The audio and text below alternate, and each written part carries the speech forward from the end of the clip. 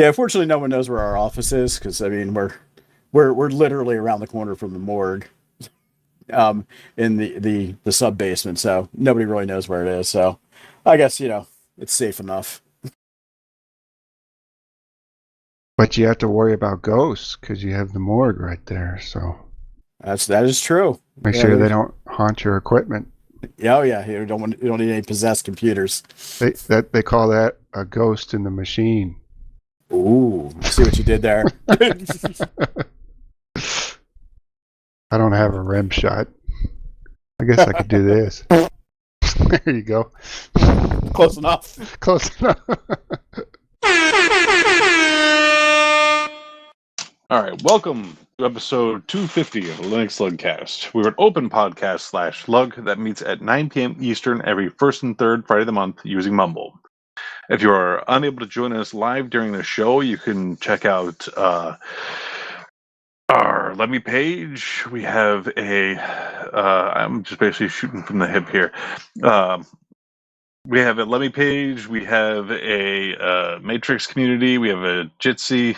Well, we have the Jitsi is something we use live during the show, but the link for that's in the show notes.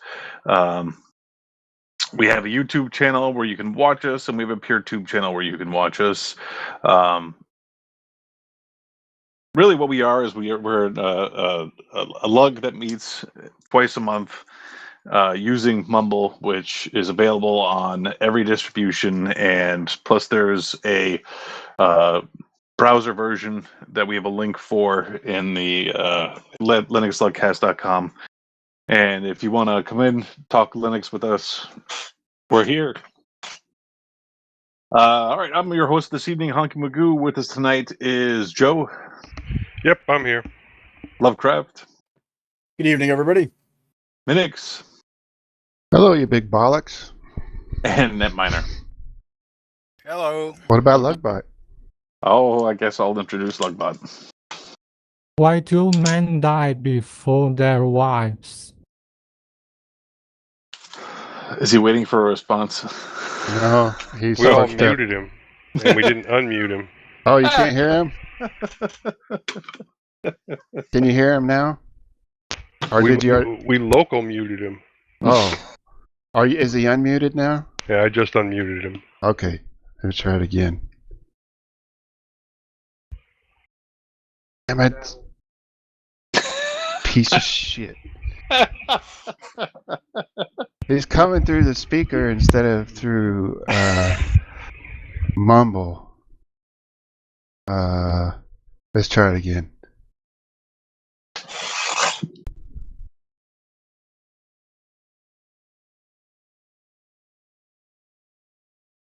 Oh, fuck it. Forget it. He does sound better now. Word.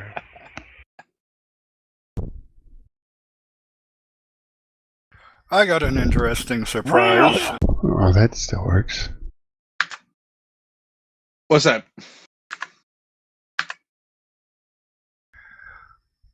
Well, I ordered a Lenovo M700 Tiny.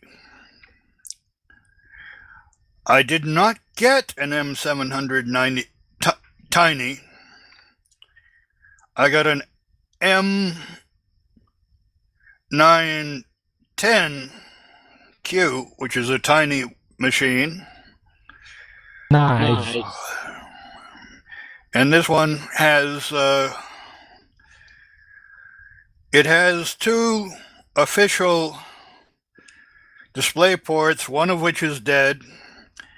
However, it did have a additional auxiliary VGA port, which I was able to use. So I was able to get two screens out of it anyway. What are you using it for? I'm using it right now as a desktop, replacing one of the Pi 5 rather. I'm going to be putting the Pi 5s on better power because they're flaky. The Pi power supplies just can't handle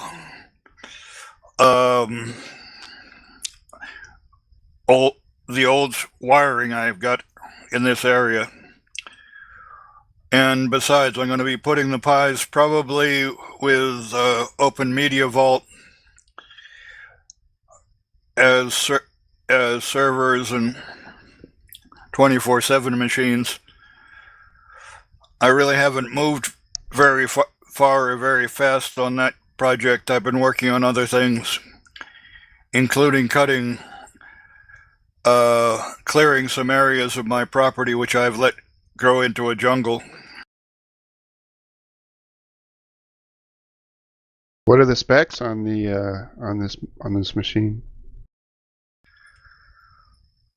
i5 6500T. I think 16 megs of 16 gigs of RAM. I don't recall what the SSD is. And the interesting thing about this machine is underneath it's got an NVMe slot that is relatively easily accessible, but I haven't put the NVMe in because I've been concerned with heat issues at the moment. I may try it this winter.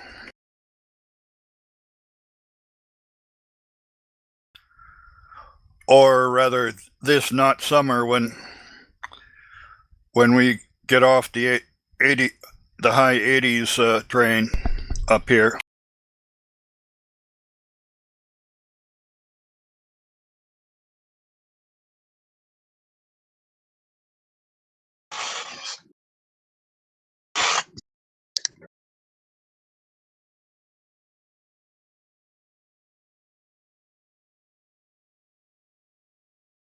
What about Joe? Joe has a project. Well, I decided to pull out one of the old Samsung Gear VRs. I don't know if you guys remember those. You slide a Samsung phone into it, and it's a VR headset. Yeah. And, well, I had to get an older phone to try and make it work. I pulled out an S7. But when you hook it into the USB port on these, it automatically tries to download some software. It's automatic process. And, well, it wouldn't load any of those applications. They weren't available anymore. So, there is a process for which you can manually go and get the applications and install them yourself. That might work. But the problem is I went to the websites where these old applications were stored, and they just seemed sketchy as hell. The websites. So, in order to make this still useful, because the lenses are still good, and, you know, it's got that nice focus, you can't use the buttons with it, but what you can do is put some kind of spacer next to the USB port to prevent it from connecting, and use Google Cardboard. So that's what I've done, and it allows me to use all the different applications that are available for Google Cardboard. I did have to pair a mouse to it, so that way I had a little bit more control. I could go back, I could go forward, things like that, or select various things. But it's not really that good of an interface. So it's a little difficult to control. You're constantly having to take the phone out to pick your next application to try it out, and things like that. So there are evidently people still developing games for Google Cardboard. Really? Yeah. But Gear VR in this way is, you know, really dead. So if you wanted to use native Gear VR stuff, you're just out of luck. You have to go to Google Cardboard. Pretty much. So what did you try out? Oh, just I don't even remember. I know I tried out. There's several like video watching games that are video watching applications that you can install on there. I tried a bunch of those, and then there was some space game whose name I can't remember for the life of me. And the controls are, you look at a certain point and you wait for something to react. A lot of it also with the Google Cardboard, you're supposed to have that magnetic thing next to the phone. So I didn't have all the control that I was supposed to have. But yeah, I think I have an actual Google Cardboard around somewhere, and a couple of different of the VR headsets that you can set phones into. Just none of them have ever been big enough for like the S24 Ultra that I've ever gotten. What year did that Gear VR come out? Do you remember? It came out the same generation as the S7. Okay. If I remember right, Well, because it's been a while. yeah, S7 through S10, and then the Note 10 didn't work with it. But there were two of the Gear VRs that came out. There was this one that just had the micro USB, and then there was another one that had a replaceable connector where you could like pull it off and put on a different one, where you could use USB-C with it. And then about the time that came out, they were just like, nah, we're not doing this anymore. Here's the Oculus. Now, does Enjoy. that Gear VR, does it have its own speakers? No, no. It's got volume control. It's got up, down, front, back, and a back button. And and you can do pass-through charging if you can have it connected. So yeah, and then adjustable focus. And it uses your phone's, what's it Screen. called, gyroscope or Yeah, whatever that is. yeah. So it's still a good device. I hate to see it go to waste, but Right. I was looking at Facebook Marketplace today, and I saw like the first gen Oculus for $40. Supposed to be in working condition. Now, say you wanted to play like an emulator and use a Bluetooth controller and then have the VR gear as the headset. I am interested in that and having like just straight output, having it split and then coming in, but I haven't found anything that will do that. Okay, I didn't know if you try that or like being able to use just regular Android applications and have them, your entire desktop and everything split and being able to use it like a regular Android desktop. Right. I haven't seen anything that will allow you to do that. But like I said, I do see a first-gen Oculus Quest on Facebook Marketplace near me for like $40. And I think that's a good price to be able to test things out. Only problem is, everything else I got going on that's hemorrhaging money. Oh, and then here's another one, the Oculus VR with a case matrix case for $60. And that looks like a pretty solid case, and it does have both controllers. Now, do you guys remember the Linux VR deal? It was called the Simula One VR computer, and it looked ridiculous on the guy's face, and he was in the restaurant, and he was talking. Remember that? Yeah. Remember how nothing but a bunch of terminals open up? Yeah, you remember how long ago that was? A long time ago we talked about that, right? Yeah. That's still pre-order only.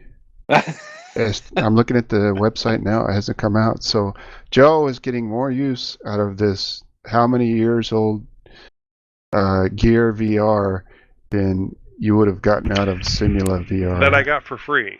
That he got for free. It came with the phone. Because at least it exists. Yeah. Right.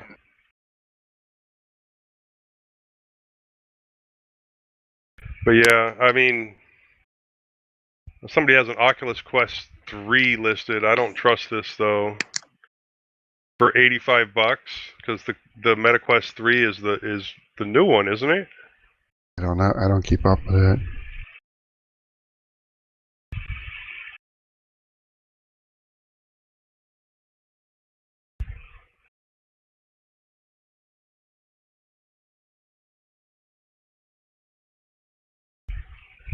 Yeah, the last they have like progress upgrades on the Simula VR, which is the Linux VR set.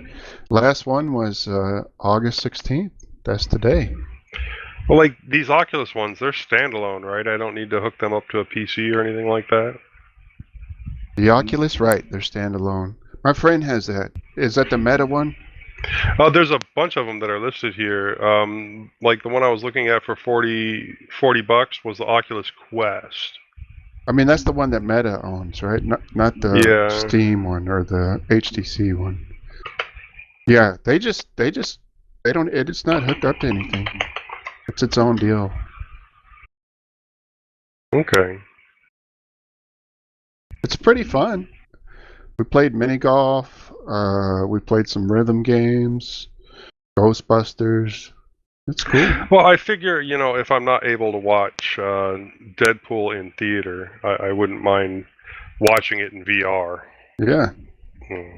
Still get that big screen experience. Doesn't YouTube have VR videos too, or? Well, Yeah. I know that they have a VR app along with Netflix. Netflix has a VR app. They've Really? always had. That was one of the things that I loved about this back in the day. The Gear VR was the fact that you could hook your phone up to it and it would show almost like a drive-in theater, but you could even have it look like Ant-Man had shrunk you down and there were like ants and giant pieces of candy sitting around, and then like a tablet screen, and you could just watch the movie that way and it'd be freaking huge. It was a fun little experience. That's pretty cool. I remember YouTube had those. Maybe they still do the 360 videos where you could turn your head and see where you're at in the video. They're shot with a 360 camera.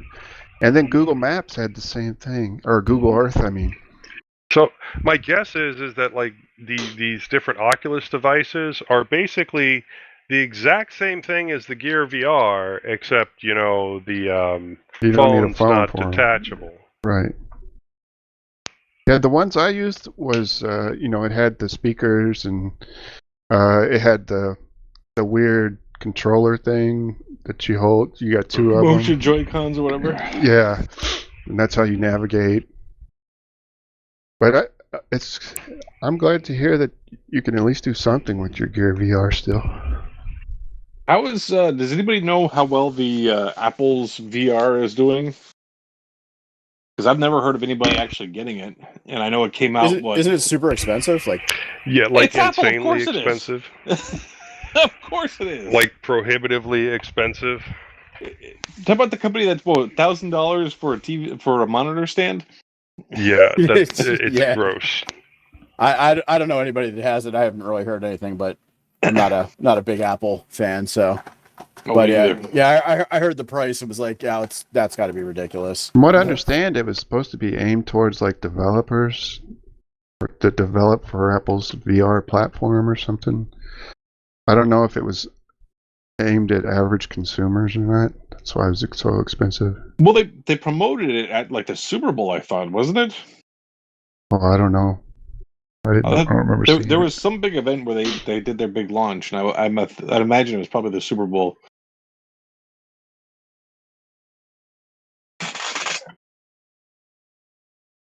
Let's see.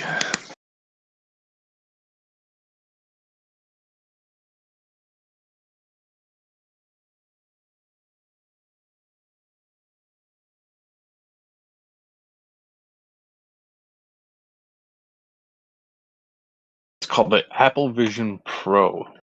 Apple is expensive. That's right. My bad. Let's see. Can we see a price?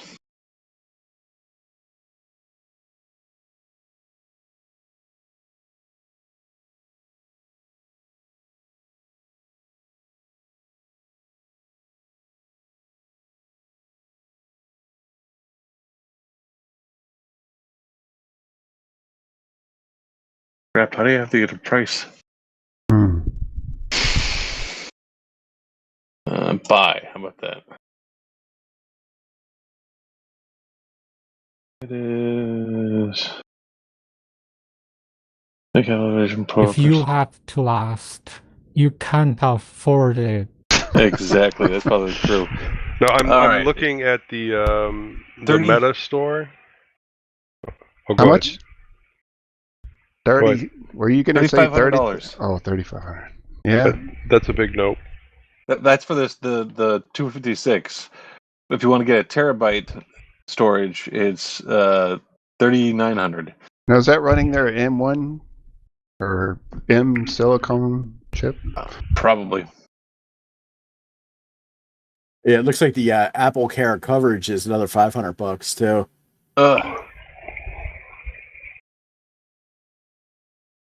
Yeah, buy it. No, I'm looking at the apps that you can get in the MetaQuest store, and the first one that comes up is the Steam Link one. There you go. So, but I wonder if the only games you can play on that are made for Steam VR. Yeah, it's a good question. What is the Steam headset? Is that the Vive, or is that something different? Or didn't HTC make it? The Steam Vive. I can't remember. Oh, Prime Video has a VR app on there.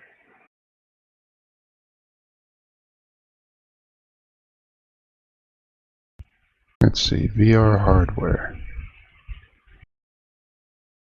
Valve Index VR kit, $1,000.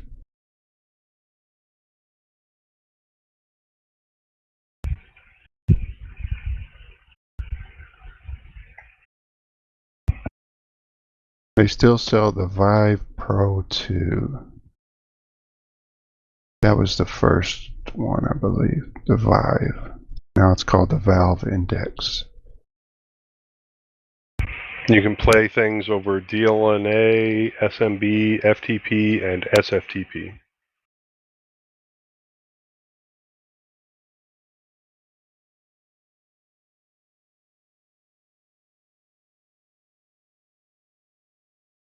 Huh.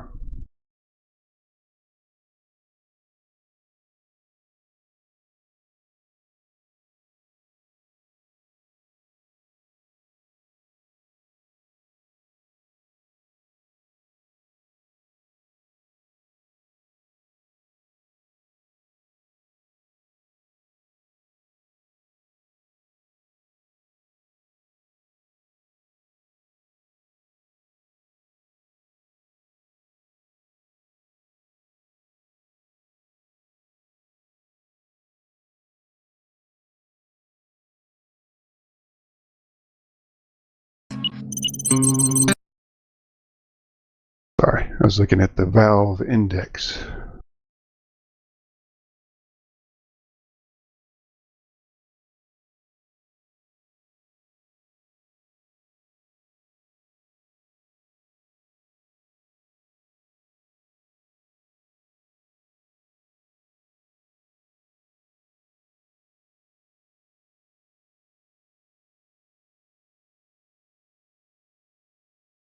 I'm Tamsin Murray. I work.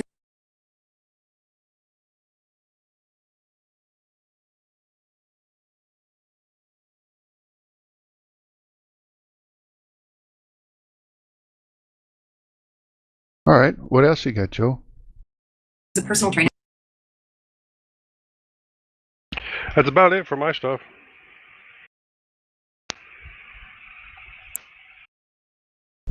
Honkey? Anything new?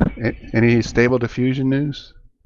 No, it's you know what? I had gotten it. Thought I got it back up and working, but I don't. I haven't gotten back to it. I gotta go back to that. I was going to. Right now, I was going to install an app to what is it called? Wayless. Hold on a second. Page. Let's see. Weylus. Weylus. It's a app that's supposed to use be able to use the tablet as like a almost like another screen, but for like you can use the pen to, like if you were going to draw, it's a way to connect to it. So what it does is you connect or you can connect to any sort of a browser to if you have it installed on your computer, you start it up and you connect to the URL in the browser of the computer that has it up. It sets it up as almost like a second screen. And the idea is that you're supposed to be able to use that second screen on like a tablet as like a second input. It's called Weylus? Weylus. Weylus. Weylus. Yeah. I'm probably not doing it justice for its description. Weylus turns your tablet or smartphone into a graphic tablet / touchscreen for your computer. That's great. That's a much better basic description than one I just stumbled out there. So the problem is I'm trying to install it on my managerial system here, and it's been having problems shutting down, and I haven't updated in a little while. And I did the update, and the update on this thing just kind of crashed midway through. So I was going to install it right now, but that's not happening. So does the tablet have to run Linux? No, it just needs a browser. Oh, just a browser. Okay. You just connect to the machine through a browser. Because I have that NVIDIA Shield that's pretty much useless now because they never updated it. But it still, I think, can run Chrome browser, so I could at least use it as a tablet. Yeah. Huh. I wanted to use the my tablet as a to edit some photos and stuff, because it'd be a lot easier to try to when you gotta delete some stuff around, like the pictures, because you get the pictures and you just want to take out the main part. Right. So it'd be a lot easier to cut out the background with something like a pen as opposed to trying to do it with a mouse. So the browser on your laptop or whatever is it an extension for the browser, or is it? No, it's an application that you install. You open up. You may have to open up two ports, and then you open up the browser on the tablet, and then when you open up the browser on the tablet, it shows up as a second screen. Okay, so you're it's not like screen. So it's not more like. It's not browser to browser. It's browser to application, and yes, like the application on your laptop or your PC. Correct. I get you now. Okay. It's a lot like just screen sharing. Right. Huh. So the Weylus application, do you have, like, does it have a lot of options for drawing and painting and stuff like that, or? Well, the Weylus application is just the way to connect the two together. So what are you using as the drawing application? I would probably use GIMP or something along those lines. So you would tell Weylus... I'm not drawing freehand. I'm using it more to edit images. So you would tell Weylus or to use GIMP? No, Weylus is just the thing running in the background to make that work. So it's like a VNC client, kind of? Yes, that would be probably the best way to describe it, I think. Okay.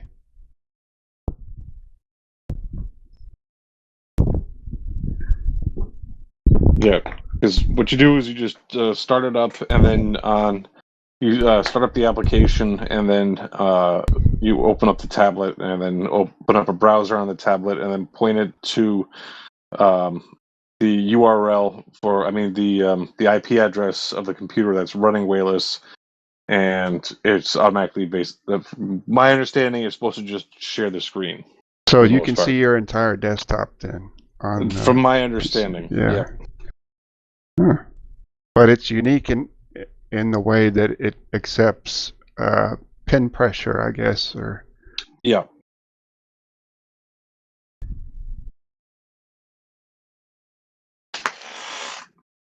I think it's supposed to be more focused towards the input.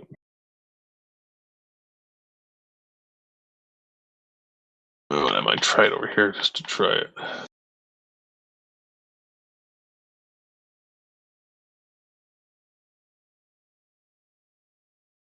are you going to try it and share your screen?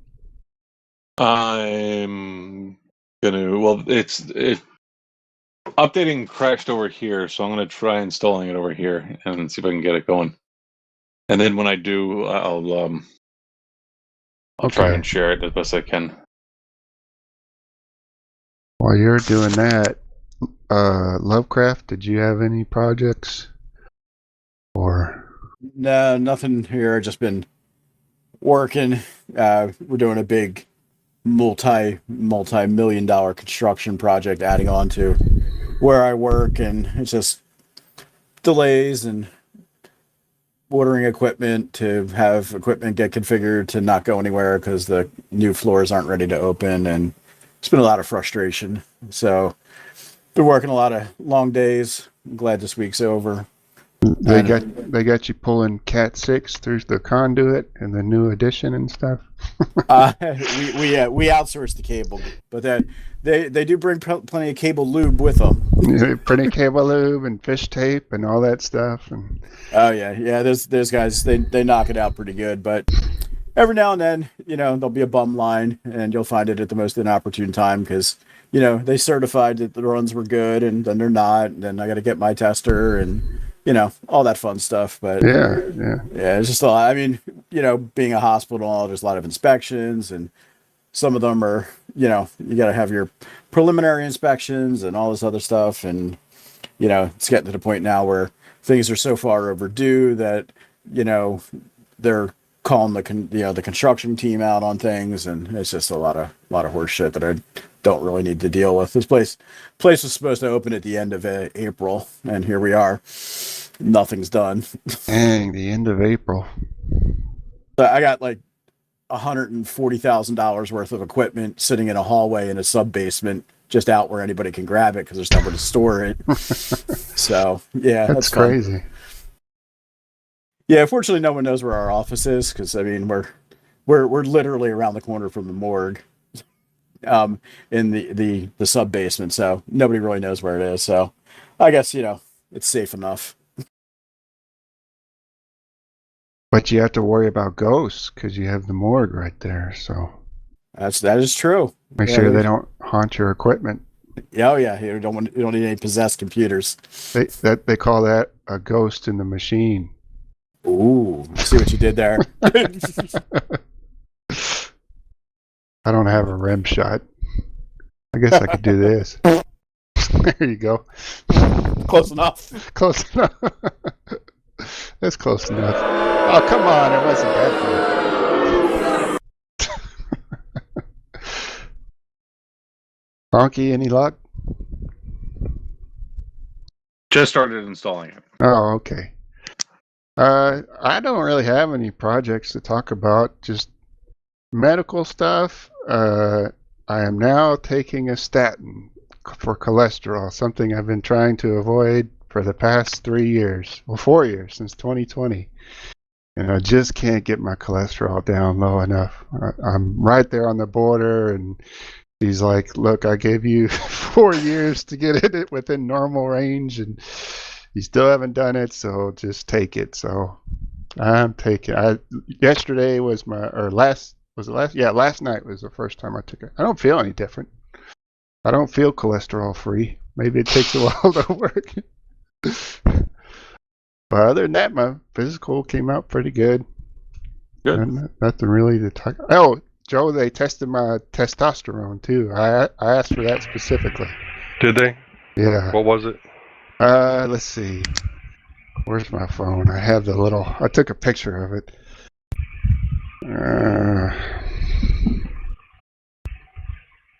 Let's see. What was yours? I can't remember. Mine floats between like 140 and 200. Extremely, extremely low. Okay.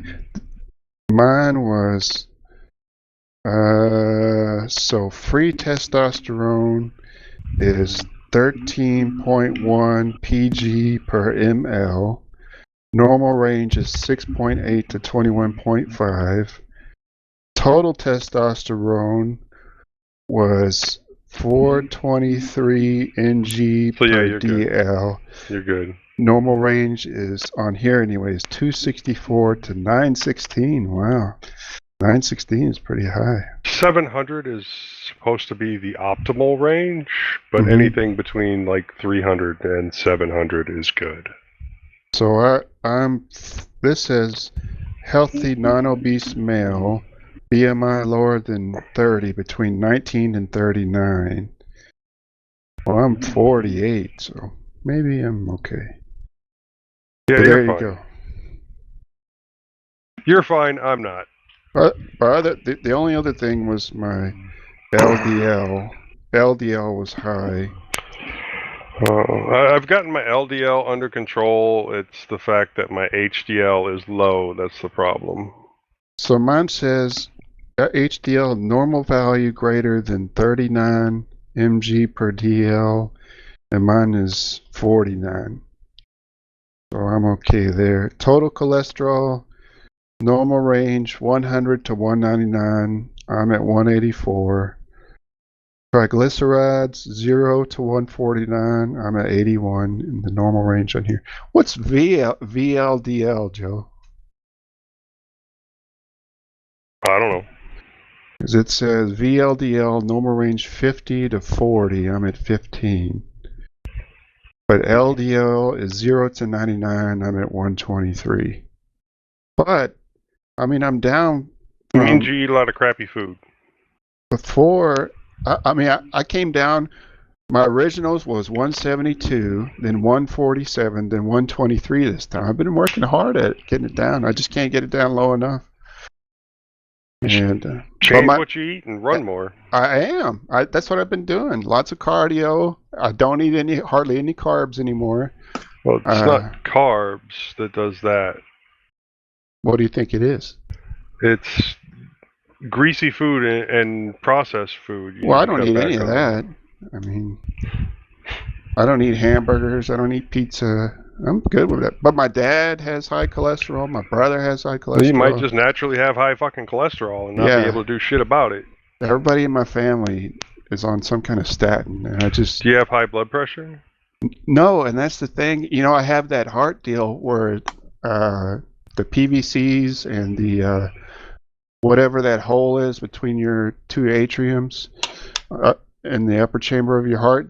Everybody has that hole there when they're a fetus, but when you're born, it's supposed to heal up, and mine never did. So I take medication for that. But the medication I take for my heart is also a blood pressure medication. And so I don't have high blood pressure. So taking that medication, my blood pressure was 101 over 60, I believe. Because I'm taking a blood pressure medication and I don't have high blood pressure. But I guess it's what they call the off-label use. Is for the heart deal. I got the palpitation deal. But I've never had high blood pressure. Okay. How's your blood pressure? Borderline hypertension, but just borderline. And usually when they take it, it's right after I've been walking around or something. So I'd say that while it's higher than it should be, it's not terrible. Some of that is the testosterone replacement therapy that I'm on will cause some adjustments of that. Some of it's that I smoke. Some of it is that I do copious amounts of caffeine. Well, that's what I was going to ask. Do you think the caffeine is... Oh, yeah, absolutely. Part of that? So I don't drink hardly any caffeine except in the morning, but you drink throughout the day, right? Energy drink or coffee? I stop after like 4 o'clock. I don't drink anymore. I might have like a regular soda, right? a sugar-free soda, but I won't have anything more heavily caffeinated than that because I'm trying to make it so that I actually sleep at night. Yeah. Let's see what else I got here. While Honkey's doing that, I got some snoring that I recorded. Let's see. I don't know if you'll be able to hear it or not. The Samsung app, if you have your phone is charging overnight and you put it next to you, it can record your snoring. Yeah, I've tried setting up mine. For some reason, it hasn't ever set up well, and I already know that you're not going to be able to hear me snoring. Snoring. Okay. Let's see if I can find a good one.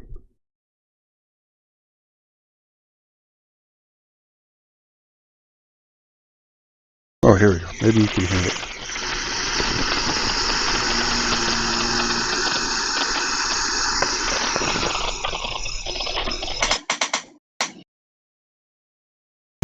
Can't really hear it. There you go. I got a fan going when I sleep too, so can you hear it? Anyway, yeah, it's hard to hear. I can hear it, but the only time I snore, I've been tracking it the past few days, is between 4 a.m. and 4:30 a.m. No other, it doesn't record snores outside of that. Does that mean I'm just sleeping super deeply? I don't know. Ask a doctor. Okay, I'll ask the doctor.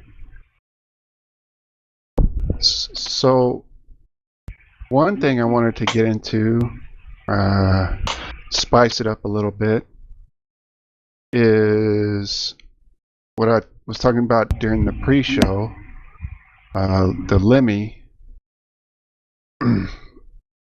There is, and it was an article that was posted about Apache. Apparently they're changing their name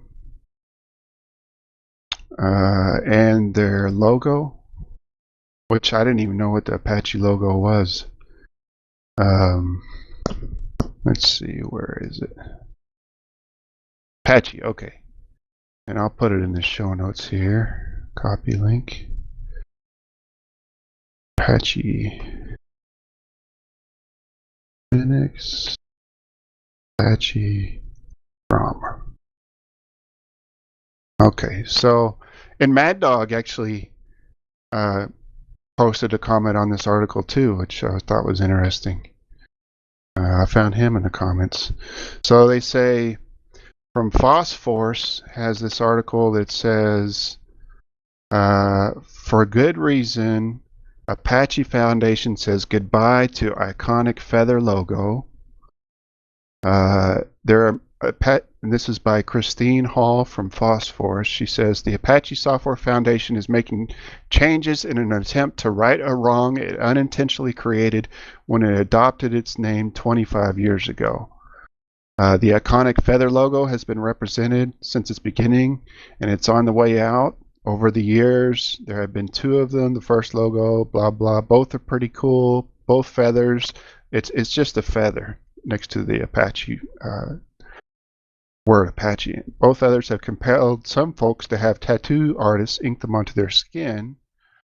For a little while longer, the feather will remain as ASF's logo. That'll change on October 7th when a new logo will be unveiled in Denver at the organization's annual conference, which was called ApacheCon, but which is now called Community Over Code. It says, as to the ASF open source project using indigenous imagery part, Kurkuru indicates that Native American themed art will no longer be allowed and that the Foundation's marketing folks are already working to get in front of that before the October deadline arrives. If your project uses a logo that includes indigenous imagery, ASF M&P Marketing and Publicity can provide graphic design services to update your logo. Says, respectfully righting wrongs. This year's dropping of the feather logo serves the same purpose as last year's dropping of the ApacheCon name, of course. It's being done out of respect and out of an awareness that we should treat Native peoples with the same respect we expect for ourselves. with we being anyone who's not Native American. As a non-indigenous entity, we acknowledge that it's inappropriate for the Foundation to use indigenous themes or language. We thank natives in tech and other members of the broader open source community for bringing this issue to the forefront. It says the name Apache was originally suggested by one of the Foundation's founders. His reasoning was, I had just seen a documentary about Geronimo and the last days of a Native American tribe called the Apaches, who succumbed to the invasion from the west from the U.S., and they were the last tribe to give up their territory, and for me that almost romantically represented what I felt we were doing with this web server project. But that's not how the sentiment is understood by others. Adam Ricklohi, Holly Grimm, and Desiree Kane put a large article out saying it's frankly outdated spaghetti western romantic presentation of a living and vibrant community as dead and gone in order to build a technology company for the greater good. So that was their reasoning. So they have a link to those people that put out basically an open letter to the Apache Foundation to change it, and I wrote, it kind of makes me wonder if anybody actually asked Apache tribal leaders if they minded the ASF name and logo. Also, the linked article mentions, we are honored that both the Apache Software Foundation and Apache Incubator logos are listed on the official website of the Apache Nation Chamber of Commerce. I said it sounds like nobody even considered that the ASF name and logo might be seen as a positive by the Apache Nation representatives since they have it on their Chamber of Commerce webpage. That's just what I wrote, is that basically before you start changing things, maybe ask the Apaches if it's offensive to them, the Apache Nation, if it's offensive to them. If they say it is, then change it. If they like it, then why change it? That was my opinion. There's some less polite comments that I probably won't go into that were on this page as well, but Mad Dog, he put a comment on here. John Mad Dog Hall, if you don't know, he's kind of a legend within the Linux community. I will not comment on whether or not the Apache Foundation is right or wrong about the feather. I have no standing, as they say in court, on this issue. However, I will point out the need to be careful with logos. I was in my 60s before I got my first tattoo. I avoided the common mistakes of getting something tattooed on your skin that someone might regret later. For instance, gangs you belonged to as a teenager, your first love's names, or Clippy. Instead, I had something tattooed on my shoulder that I knew I would never regret. Tux, the mascot of the Linux kernel. Then 2 years later, I had a GNU tattooed on my left shoulder.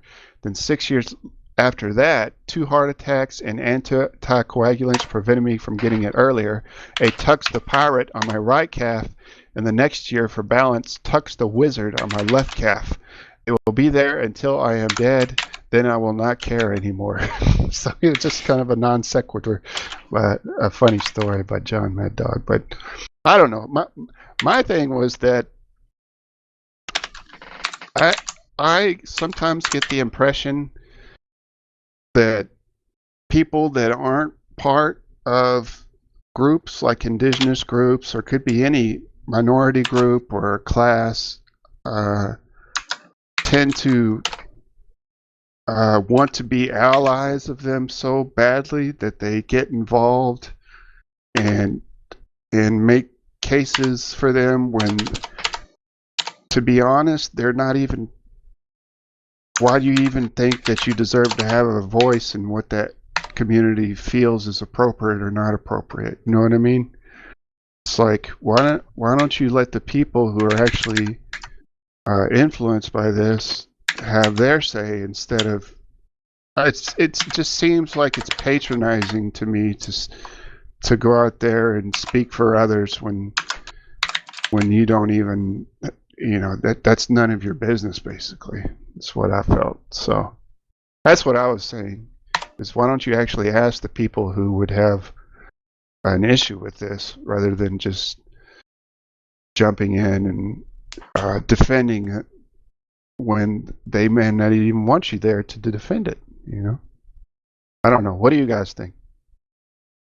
Am I wrong here?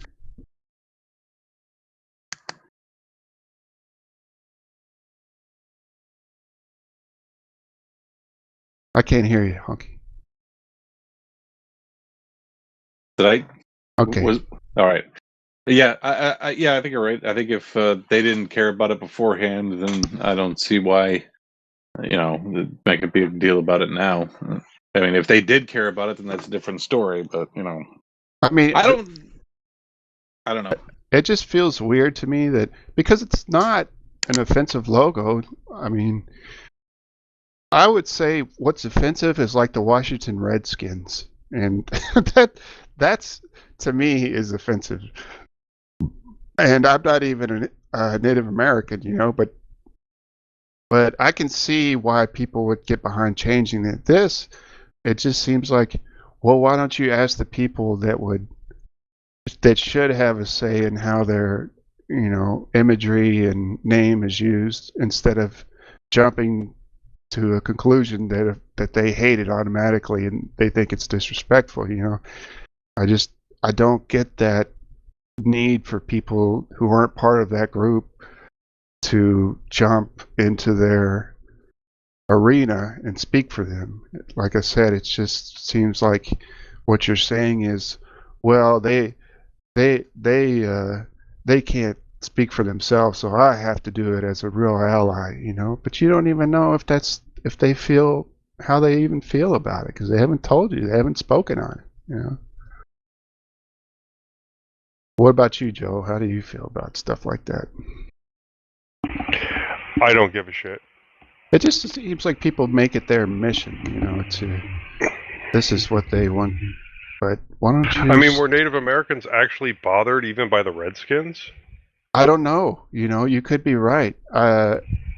It just seems like if something's going to be offensive, that to me would be like calling any other group by the color of their skin, followed by the word skins, But I don't know. Maybe I'm off base here. Maybe I'm not.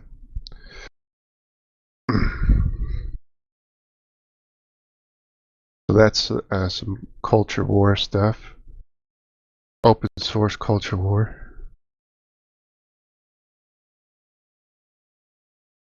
Got here from the Lemmy community. There's another one that's even crazier that I don't even know if I want to bring up.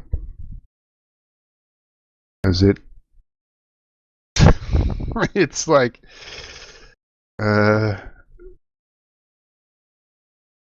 it's somebody doing the same thing, but as left-leaning as Lemmy is, even they thought, man, you've just gone too far.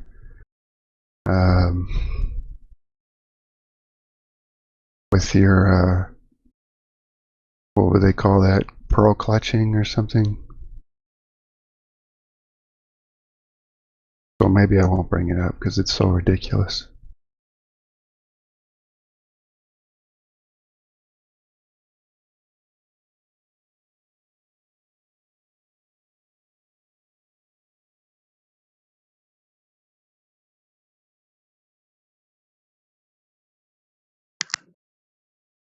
We've got some stuff on our community. By the way, if you're listening to this, you should join Lemmy and join the LinuxLUGcast community because we put lots of tips and links that'll make your life easier. I guarantee that if you follow all of our tips, you'll be happier and rich and wealthy in ways you cannot even imagine. Right. And it's free to join. You don't even need an email, just a username. And the link is in the show notes as well as the webpage. How do you guys feel about vertical tabs in a browser? Vertical tabs. I don't see why it would be any more or less useful. And the new Firefox Nightly has vertical tabs that you can try out. Wouldn't it also take up more space? See, I couldn't really decide, was it worse or is it better or is it just a non-issue or is it just like a personal preference? I put a link in the show notes, and they talk about it, how excited they are to share vertical tabs now and the new sidebar experience. But I think I'm just so used to horizontal tabs, it would kind of throw me off. Yeah, I agree with that. Maybe it's good if you have like a really long monitor, and so you want as much vertical real estate as possible, so you want your tabs on the side. I don't know.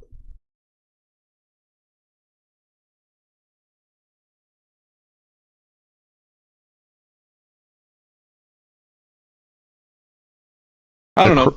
It gives people more options, though, and that's kind of, that's some people just want to have more options. Yeah, I don't think it's better, but I mean, some people like what was it? Unity had all the status bar. What was the status with the bar on the side? that's right. And threw I a fit of didn't it. really like it all that much. I still like mine at the either top or bottom, but it's what some people like. Again, give them more options. Well, I can say one positive about it, and that's that Mozilla is actually working on Firefox instead of one of their other 1,000 projects that have nothing to do with Firefox.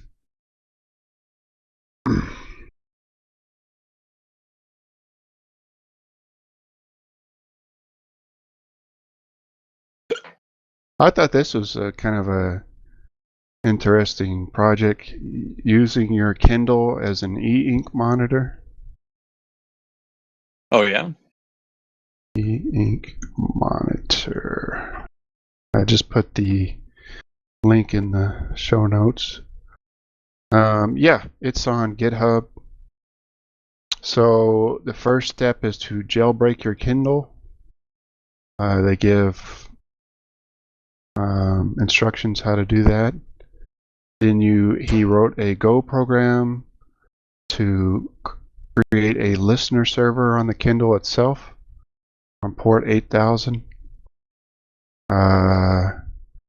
Then he wrote a script which uses screen capture plus image magic to capture the screen of the PC as constant PNG files, which is then converted into the shape, size, and color the Kindle likes using image magic. And that's how you do it. So you're not using any kind of touch interface on the Kindle, you're just using it as a separate e-ink monitor. What this would be useful for, I don't know. Hey guys, you mentioned something with the FTP and whatnot earlier in the show. Could you please put that in the show notes? That was Joe talking about games for the Gear VR, the Samsung Gear VR. All right, I just... Do you remember what that was about, Joe?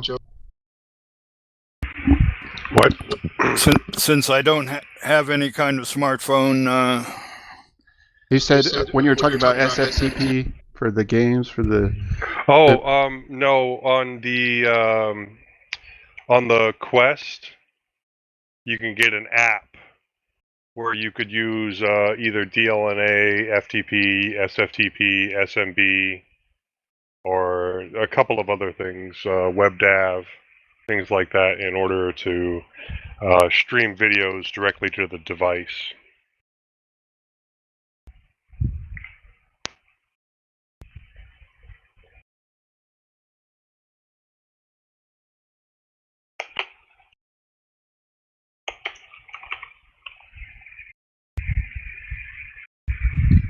Any luck, Honkey? No, I think I have to restart I have to set some stuff up and restart the computer to do that. And this is the one that's doing the recording right now. So Okay. Oh, well. Next time. next time. Yeah. I mean, I got Wayless running, but it won't connect right now. So Morn, see any projects?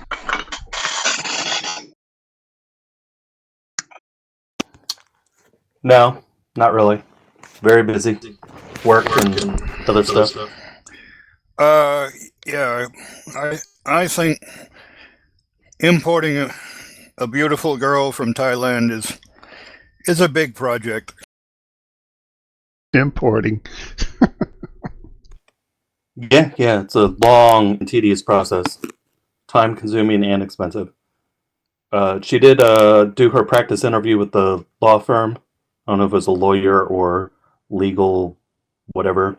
But that went well, and she went to her whatever medical test she needs to do to get approved to come over, and she passed everything there too. So her interview is, we thought it was the 20th, but it's the actual date's the 27th. They sent her the wrong date in the email.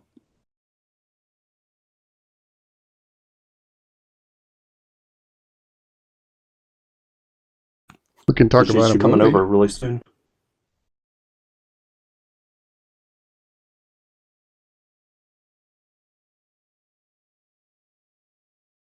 Well, I hope one of these days to arrange a phone call,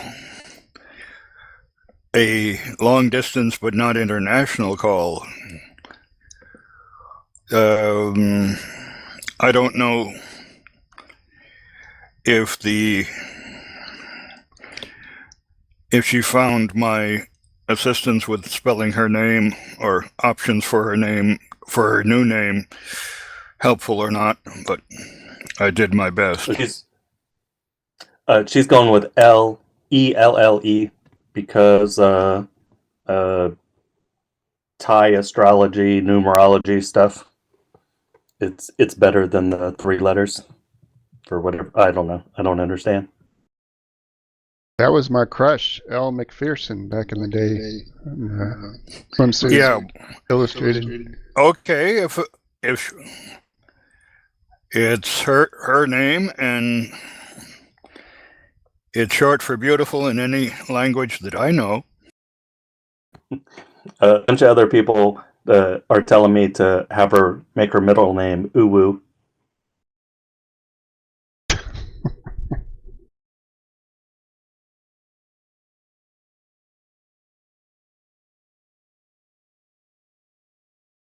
I don't see that. I don't know about that, but I'll tell her.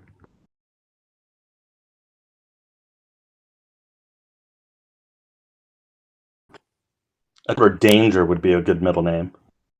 I like Danger. She didn't. Uh-oh. Honkey just dropped off. Hopefully he didn't. just the video. Okay. Be back in a second. Audio, I'm still here.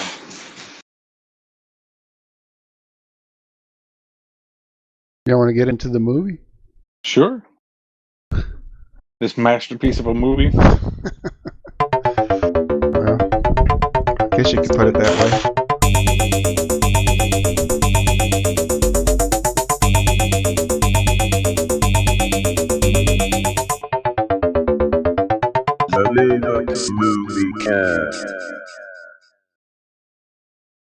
So, I'm not sure who picked this one. But I watched it. Gosh darn it. Yeah. Known as Virtual Deathmatch from 2020. IMDb synopsis is: a group of gamers are selected to take part in a VR competition where only the fittest will survive. And as far as the tech in this movie, I posted a link in the Matrix because they're wearing these VR headsets, and I saw that, I paused it. It's called the Destek, DESTEK, and they're $35. and they're for you use them with a phone. So it says iPhone or Android. Virtual reality headset for VR games and 3D movies. I've never heard of Destech. It probably just runs a version of cardboard. Does it say, is it cardboard or is it connected through like Bluetooth or? Probably just cardboard. I don't know. It says 1 month, no reason return, 12-month warranty, wide compatibility. VR headsets are fantastic gifts for adults and kids. Adults and kids? Yeah. Because they have one that looks like it has like an astronaut on it with little ships, and it says you can explore unknown, bring you anywhere, help you learn about different places and ideas by experiencing them as if you were actually there. Oh. Personal 3D cinema. Create a private chance to watch your favorite 3D movies. Soft head straps adjustable. Interpupillary distance adjustable. 4.8 stars. That's always nice when it's got the 2 controls for the eyes to adjust the focus in case you got one eye that's worse than the other. So the reason I bring this up is because the people that are involved in this VR deathmatch in the movie are wearing these that are supposedly hooked up to these PCs that they have next to them, but it's actually a headset for your cell phone. So that might be a hint as to the quality of the movie you're about to watch. Basically, some were gamers, some did not, signed up for this contest, VR deathmatch contest, where the winner wins $1 million, and it's winner takes all, so the last man standing. And they're up from all different walks of life. And our protagonist, I guess, is this woman whose husband is sick in bed, and she needs the money to pay for his medicine. And they show him in bed with a tube taped to his lip. It doesn't really go anywhere. It doesn't go in his nose, and it doesn't go in his mouth. It's just taped to the top of his lip. And I don't know what it's attached to. It doesn't show anything that it's attached to, but probably nothing. So this is why she needs the money. She says to buy the medicine for her husband to get well, and he's unconscious. So there is this mysterious group of people who will be watching the contest. I'm guessing this is similar to Hunger Games, except in VR. Was that the plot of Hunger Games? These people are in this maze, and rich people are watching them fight to the death, or am I off on there? I've never seen Hunger Games. There's no maze, but it's... Oh, okay. But close, yeah. It's different districts. The United States is different districts, and people fight to no longer struggle for food and poverty and all that. And then what's One winner. What's the other movie that this was like? Ready Player One? Yeah, well... And I haven't seen that one either, so I can't really... Kind of, I guess. Similar to that? Only in the fact that it's going into a You VR haven't world. seen Ready Player One. No. Have you read the book? No. You suck. No, that means he can add it to the list. Exactly. Add it to the list already. There's a reason I haven't seen it, but you'll probably not like it. What's the reason? Or read it. Because, and I may be way off base here, because like I said, I haven't seen it, but I have a bias against media that uses pop culture to lean on, like Family Guy does this too, or they just throw in all these pop culture references and the masses say, oh, I recognize that, I recognize that, I recognize that. Well, and it does something in their brain where it makes them enjoy it because now it's I just can a bunch agree of pop with you. culture references. I Am can I wrong? agree with you on principle, but this is not that. Oh, Ready it's not? Player One is not that. It's actually got a story. Okay. They did a lot of that they did more of that in the movie than they did in the book. book, The yeah. references in the book were like what to older video games and Yeah. to like tabletop games and stuff. Definitely 80s stuff. It's not, new stuff. And the book was a lot more obscure than what they threw into the movie. The movie was a lot of that.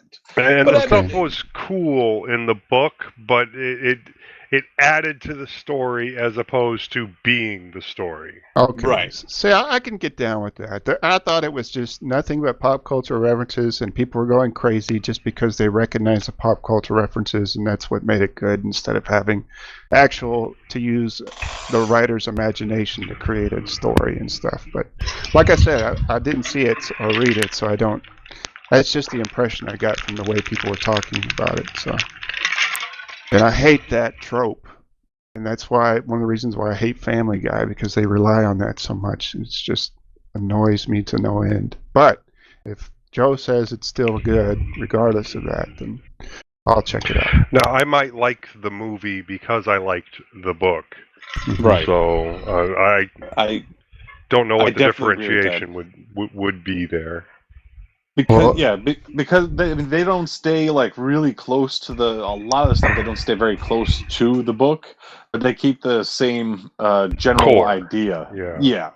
The general core is there, and you kind of nerd out at the fact that it's the general core, and they made something that looks really cool. But I mean, some of the stuff on there just like. So like half of it was they were supposed to solve or try to find Easter eggs in this giant world that was created, this giant VR world that was created by this guy.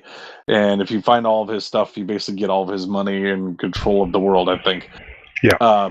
And so like in the book, it was a lot of like finding parts in the world that were like very much related to old video games, and like one of them was like Joust or something, wasn't it? Yeah, so you would have And to old go movies. what's that, in movie references and stuff, but it's you would have to know what those are to be able to defeat that and get like the key, one of the keys to move on. While in the movie, it was like instead of going forward in this, everybody is on the same race, and instead of going forward, I went reverse, and I got the key, and everybody is in the race, and the race is supposed to be. It was stupid, and it was, and some parts of it were made just so they can show off some their CGI and stuff, but. You still kind of enjoy it because the base movie is there. Yeah, and it's not just like movies and games. I mean, they also reference music. I mean, Rush 2112 was a big part of the book. Right. So. Yeah, I don't think they could get all the licensing for everything that was in the books to show in the movies and Which is stuff why like that. Yeah. Spielberg was. Yeah, they got him thinking they could use the Iron Giant instead of what was it, Shogun Warriors or whatever else it was, and Ultraman, and The book's definitely better, but the movie's solid. Okay. Well, we watched a different movie that wasn't that called Virtual Deathmatch. I have not seen Ready Player One. Oh, okay. Have you read the book, though? Fix that. Have you read the book? Nope. Also fix that. I'd read the book first for sure. Yes. Yeah, that's. I don't think you would enjoy the movie without actually reading the book first. So we watched this turd burger. So Virtual Deathmatch. So like I said before, these all different people from different walks of life, they're playing this game because they need money, and there's people called the Watchers, which is about 15 people in a hidden room that are watching what they see. But the difference is when have the VR headset on, it's like they're really there. They're not watching a VR. They feel like they're being in the game. Kind of like, what was that VR fighting movie we saw last time, where you feel like you're really in the game. And everything is super realistic. There aren't any pixels or anything like that. And there's different levels. Well, Virtuosity, but the Don the Dragon one. Virtual Fighter? Is that what it was? No. Really, you're Sci-Fighter. gonna reference the Down the Sci-Fighter. Dragon one and not the good version of the exact same movie, pretty Yes, much. Sci-Fighter. It was Of like course we are. Sci-Fighter. If you are a true fan of this show, then you watch Sci-Fighter to suffer with us, your humble guest or your humble host. And so it's like that. But the game itself is broken down into 4 levels, I believe, and each person gets 3 lives. And the first level is a scarecrow is trying to kill you, and you need to find different parts in the game to burn the scarecrow. The second one is evil nuns, and you start out in this church, and the nuns can hypnotize the men with their crosses, so they become like zombies, and the women are basically left on their own to defeat the nuns. The third game is an evil clown, or the third level rather is an evil clown that you have to defeat. And the fourth level is a surprise. Well, there's like 5 actually. The fourth level is where they all have to disclose their deepest, darkest secrets, and the game makes them put a gun to their head, and it's going to make them pull the trigger if they don't tell their secrets. And then the final level is basically a death match between the players. And by the final level, there's only 2 players left, and they have to one has to kill the other to win the game. So, but what they don't know, and I guess it's in the fine print of the contract they have to sign by cutting their thumb and leaving a blood print on the contract, is that if you die in the game, you also die in real life. So they find that out later on in the game, and then they're all freaked out and stuff. And so that's the basic premise. As far as like, is it a good movie? No, not really. It's very low budget. I'm guessing that they probably had less than $100,000 to make this movie. The woman that's directed this has made like 26 other low-budget movies before this one, and she just keeps shitting them out. She's a director from the UK, and I guess this is her business model, is to shit out all these 3-star or less movies. But there's some things that I liked about this movie. I thought that the premise was kind of interesting, even though it was executed very poorly, about being drawn into a game based on how desperate you are to need money.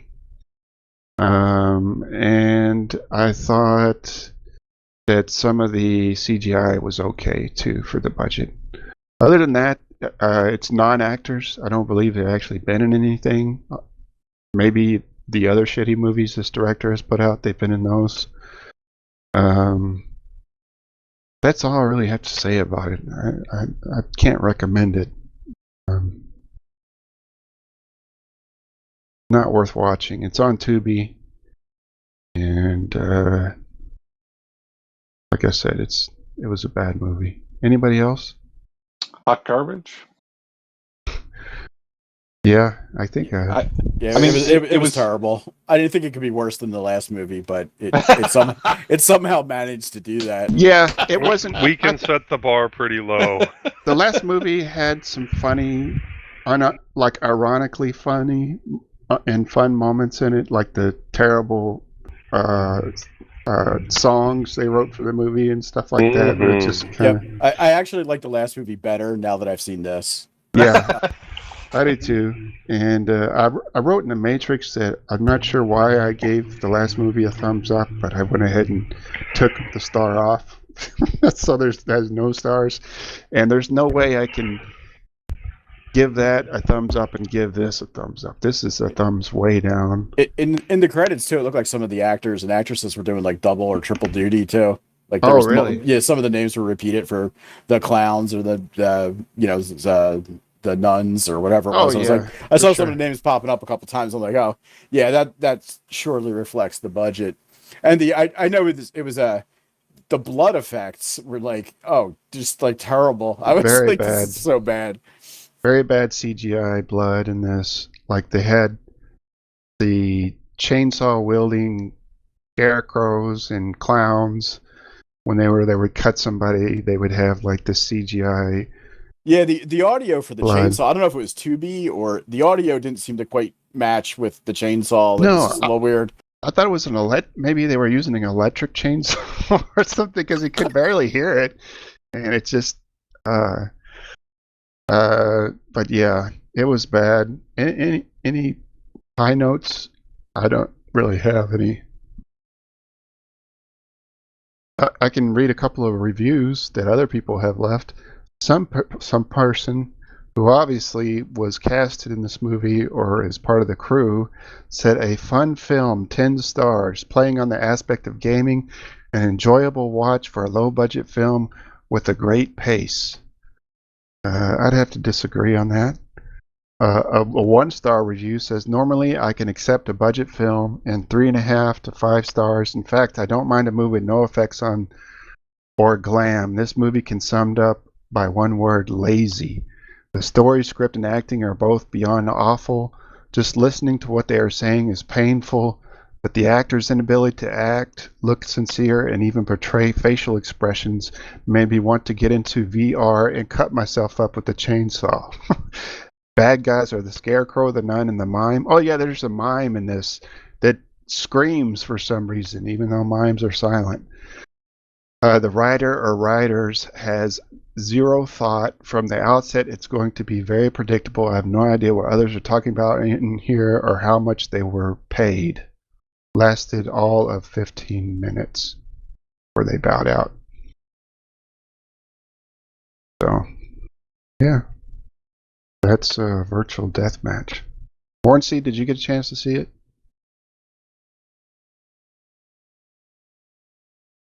You did? Anything to say about it, or? I watched it the next day. Enjoyed the premise. That's I liked yet could predict all the twists that were in it. Yeah.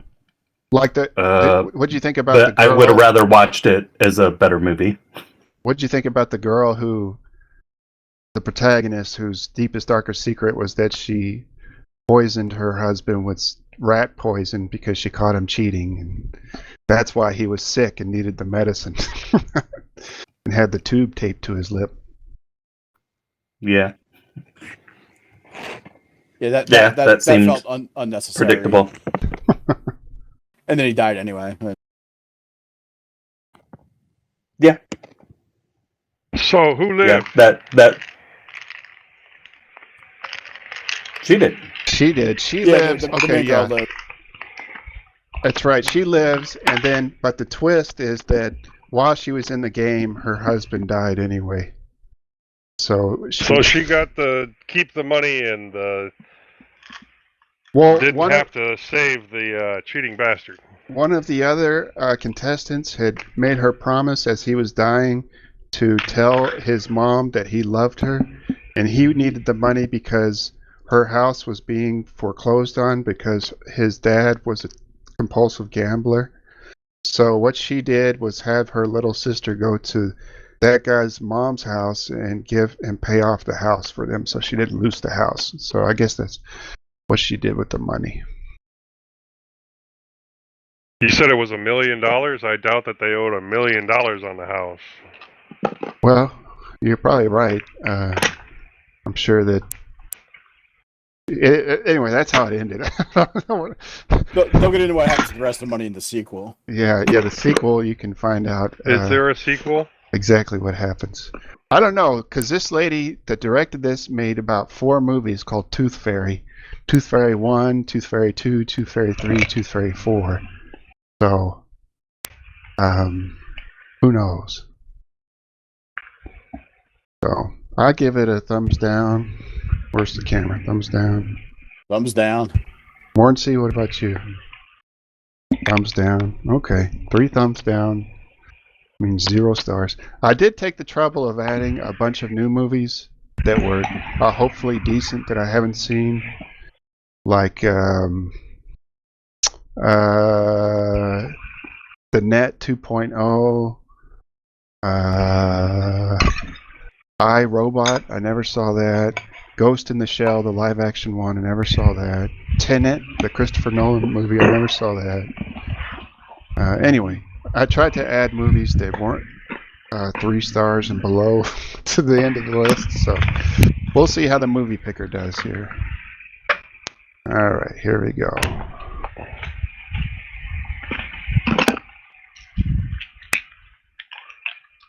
Where is the movie picker? I have lost it.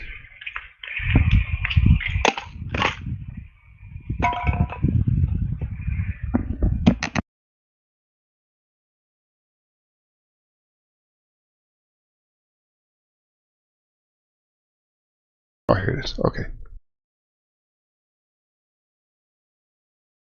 All right, you guys ready? Hopefully we can find this movie.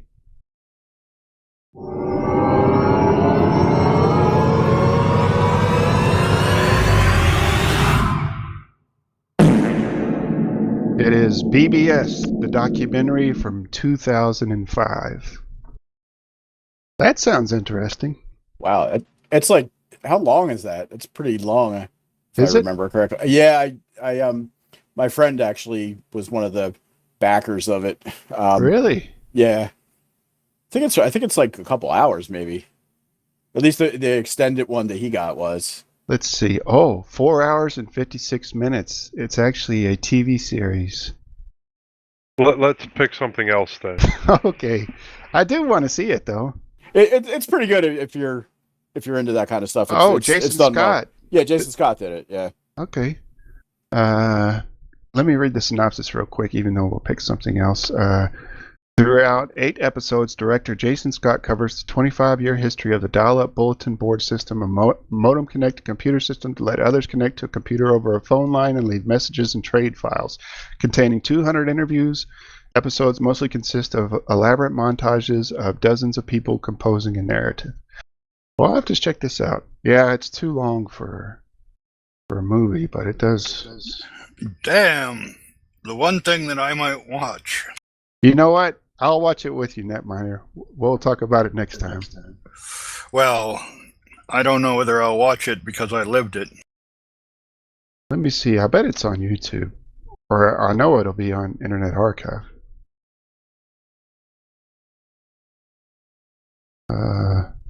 Yeah, it is on YouTube. All 4 hours and 58 minutes of it.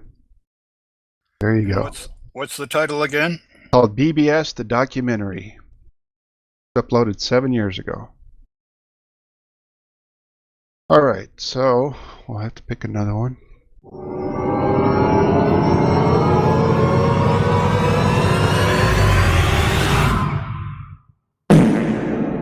This is Kimi from 2022.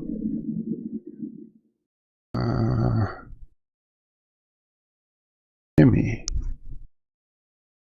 Oh, there it is. Okay. It has Zoe Kravitz in it.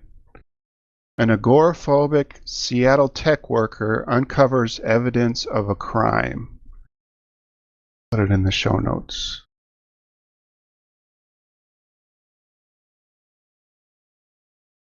Kimi. It has 6.3 stars. Oh, directed by Steven Soderbergh. So there you go. It's a little bit of quality. Looking at the trailer, it kind of looks like that one movie we watched with the Dutch movie? Yeah, the Dutch movie that was all the Keanu Reeves, not Keanu Reeves, but what's her name? Yeah. Like the net and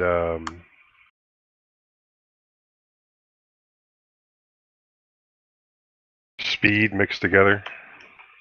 Okay, here's a full storyline. During the COVID-19 pandemic in Seattle, an agoraphobic tech worker discovers evidence of a violent crime while reviewing a data stream and is met with resistance and bureaucracy.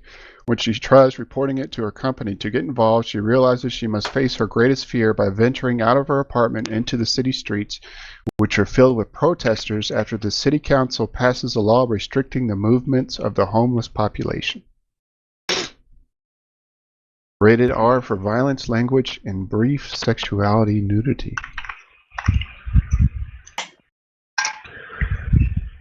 So it's got gratuitous nudity in it? Not gratuitous, just as brief. She's cute, Zoe Kravitz. I assume that's Lenny Kravitz's daughter. Looks like him.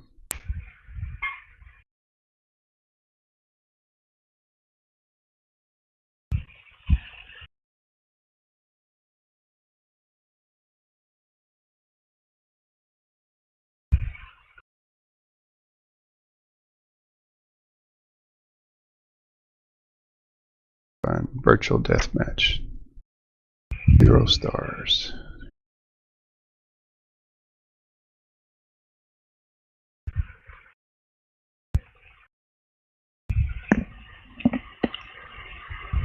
What's Honkey doing? I'm back. The computer completely froze up on me. Really? Yeah.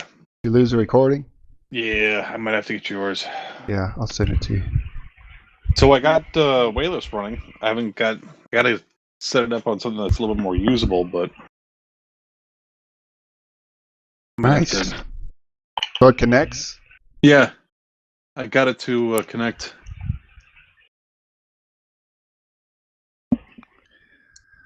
Well, gentlemen, it sounds like we're getting ready to adjourn. And we'll make it before midnight Eastern time. Yeah, I think everybody has to get up early. I know Joe's got his stuff to Shit handle in to the do. morning. Yeah. Monkey's probably got to work. Oh yeah. So this isn't streaming anywhere. Unless you want to rent it. No. No, it's I could put it up in the on the next cloud.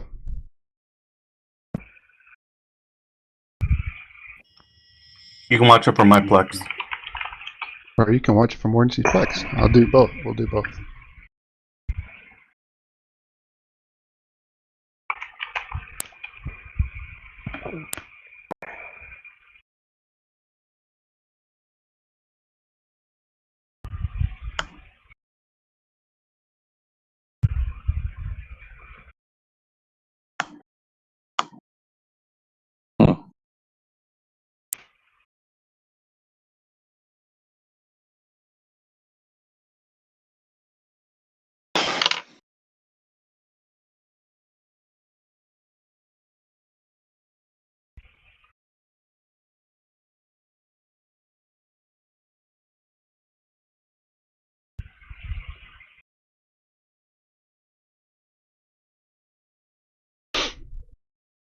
So I'll put the link in the matrix after the show.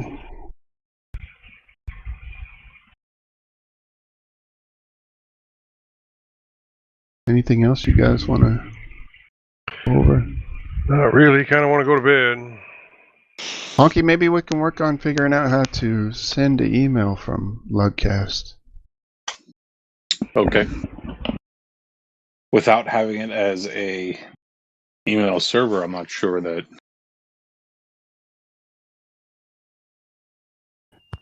You have control of the DNS?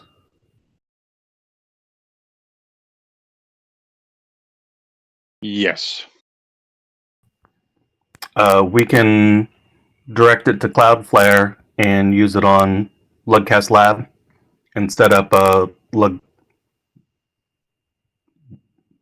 LinuxLUGcast.com email.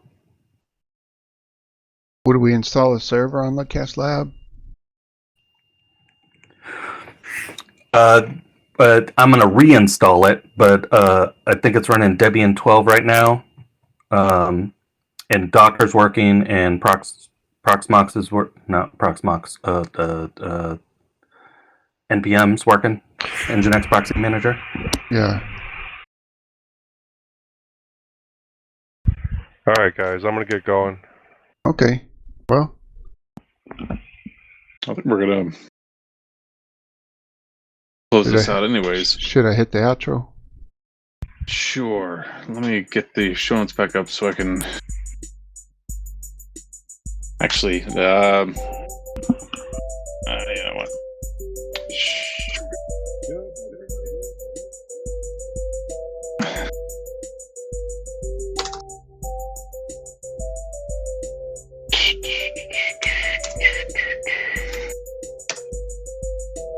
Netminer, if you want to watch BBS, the documentary, I'll watch it. Where is that available? Do you know? It's on YouTube. So it's on YouTube? Okay. Why were we not watching it? Because it's 5 hours long. Oh! If you guys want to talk about it, I'll watch it again. I've seen it twice already. But Okay. Yeah, it's an good. 8-episode Twice already? series. Oh, okay. Yeah, I'll watch it. I'll check it over the next couple of weeks. Cool. Even if you don't get to the whole thing, we can talk about it. All right. Our next recording date will be September 6th, 2024. Our music is Downright provided by Klaatu and Broam. And we'd like to thank Minnix for the Lemmy server, Matrix server, Mumble server. I think I covered most of it. Yeah. And he does the video stuff. All right, I've been your host this evening, Honkey Magoo. With us tonight has been Joe. Good night. Lovecraft. good night, everybody. I'm not introducing Lugbot. Minnix. I don't think you can. Good night, everybody. Mortensey. Good night, everyone. And Netminer. Good night, Good night. and best wishes, Miss Tala, wherever you are.